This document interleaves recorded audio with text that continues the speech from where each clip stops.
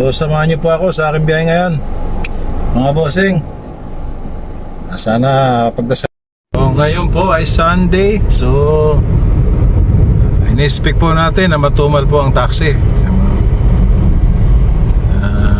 Nagpapahinga po ang mga tao ngayon. Pero siyempre kailangan natin kumayod.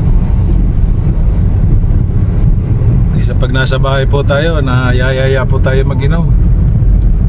Eh pag dito sa labas, naka-aircon ka na, kumikita ka pa. Di ba mga boss? Wala mga boss, dito ako sa loob ng Campo Aguinaldo. So nakadampo tayo ng pasahero papuntang Taytay. So dito po sa loob, napakaigpit po dito magmaneho. Ano ka dito, yung ang tawag dito yung first stop, first to go. First stop, first to go. Ang stop ka talaga rito mga boss.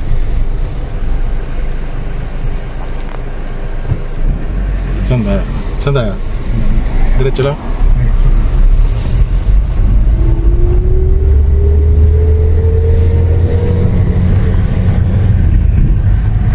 So dito po sa loob ng kampo, ako, napakasarap dito.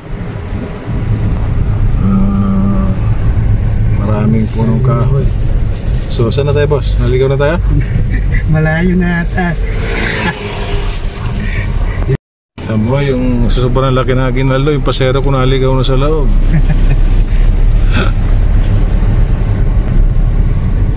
Boss, ang ganda rito, di ba? Loob ng Aguinaldo to, boss. So dito niya kukunin yung mga gamit niya dito sa barracks na ito. Ayan o, barracks. Nasa loob tayo ng Aguinaldo mga boss. Ito kasi yung building na ginawa niya, ayan o. Dito namin dinadaan sa bakod o.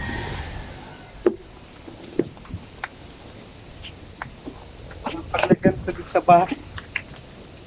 Umikot ka pa, doon umikot ka pa. Umikot. Doon sa pinagalingan natin. Ay. Eh mamaya, saan ang daan mo? Doon ulit. Tayo man ako doon ba? Doon ka ulit? Oo. Yung pinagalingan natin kanina? Oo. Yung doon sa git dito. Malaki.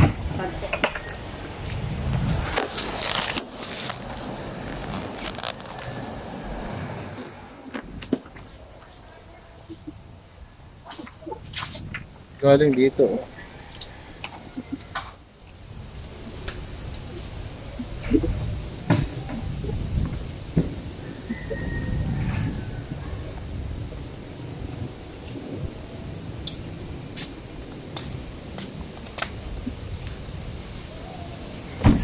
Tulungan natin to.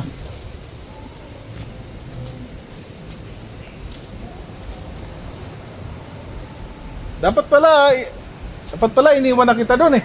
Kaya? Iniwan na kita doon. Pero hindi mo alam dito ya.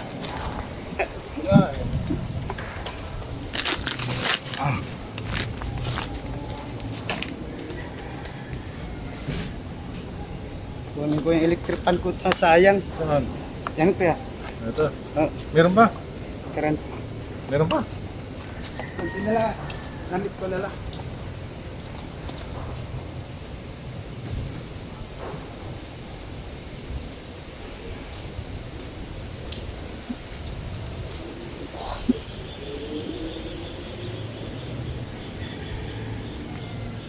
Tulungan natin to. Medyo pilay pa naman mga boss. Kawawa naman. Pinaikot pa ng militar doon sa malayo. Wala kasing daanan dito eh. Sa bakod na lang namin pinapadaan. Walang daanan dito.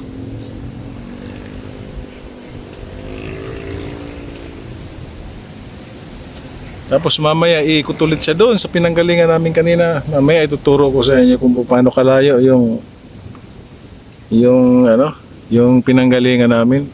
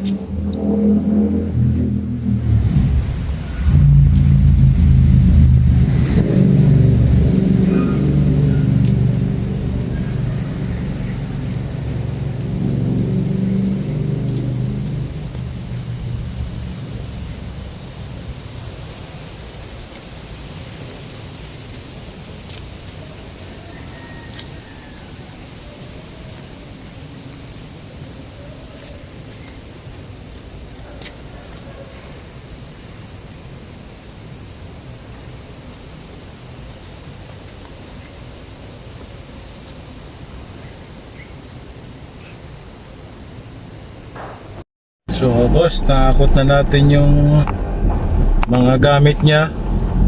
So sa construction kasi siya nagtrabaho, may mga gamit siya ginakot. So hindi siya pwede ditong lumabas. So doon pa siya sa harapan lalabas. Nakaawa naman. So iikot ako, doon ko siya abangan. Ayan. Bawal kasi. Mahigpit kasi dito. Isa lang ang labasan dito. Medyo may PW pa naman siya. May kapansanan ng konti ang paa. So guys, salubungin na natin siya doon sa may gate. Malayo. Kawawa naman.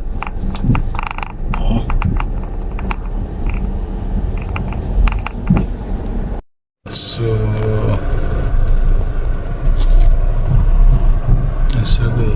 hindi siya. So guys, nakuha na namin yung gamit ng pasahero ko. So hi ka pa na pare. Ay, So malayo yung inikutan niya. So medyo napagod siya. Buti mabait yung mga sundalo ron. Medyo mabait pero pinaikot pa rin siya. So okay guys, mamaya pagkatid ko mag-upload ako. inisip na pati sila. Lolo pa rin. Hindi, ano kasi yan eh. Hindi kasi kayo kasal eh. Pero kung kasal kayo, makakapag-isip yun. Kahit na may anak na 3, tapos ganyan. Ayun ang problema. Hanggang lang kung wala kaming anak, kahit maglubos siya, okay lang. May anak na siya eh. Ilan taon na yung panganay mo? Siyam.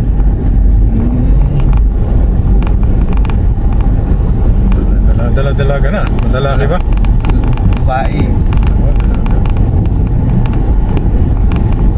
Papadala naman. Hindi akong lagi. Siya hindi. Hindi. Puta.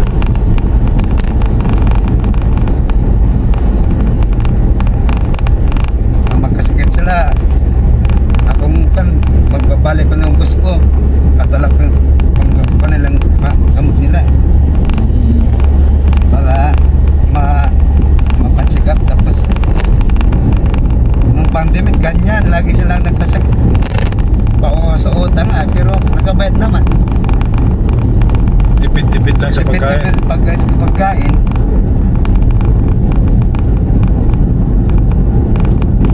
Ang buhay ng tawa, no?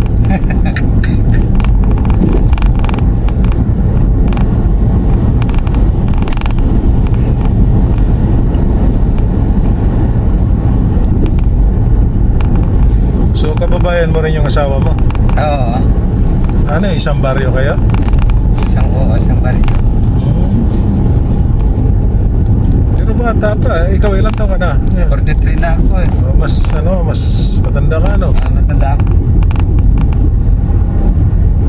Tapos, nung mag-apply siya ng trabaho, ginastusan mo pa? Oo, ginastusan ko pa. O, kasarap hatawin ng tubo, ano?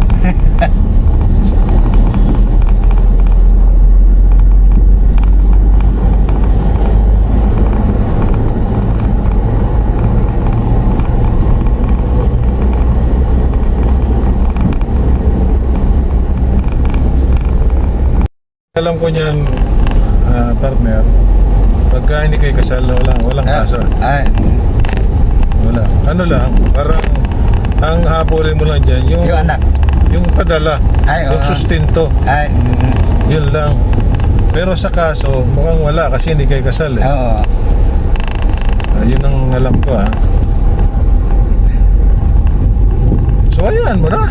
Hayaan mo na, nasa akin yung anak ko eh. Baka mamaya meron sa yung kikindat-kindat dyan. Oo, tapos wag. Makatsamba ka, di ba? Kailangan yung maayos. Oo.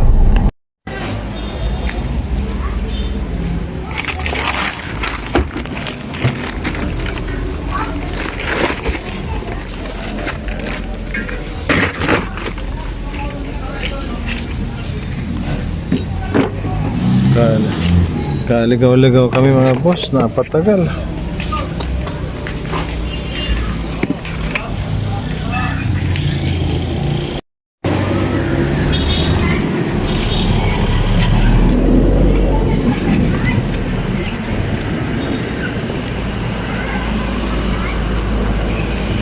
Oh. Oh, okay na? Naligaw tayo. Dito lang pala.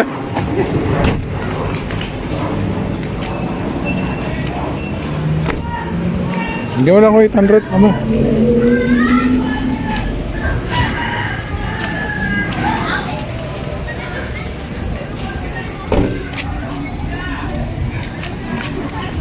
Boss, naihatid na po natin. So, ano ba yan, hindi pala niya kabisado yung pupunta niya. Nagkaligaw-ligaw kami. So, nag-waste na lang ako. Eh, kala ko kasi kabisado niya yung pupunta niya, kaya hindi ako nag-waste. So, nanginayang ako sa pera niya at saka sa gasolina. Siyempre malang imbis na nakatipid siya, napamahal siya kasi napalayo Kumana. siyempre hindi naman siya, wala naman siyang ganong pera, construction lang siya.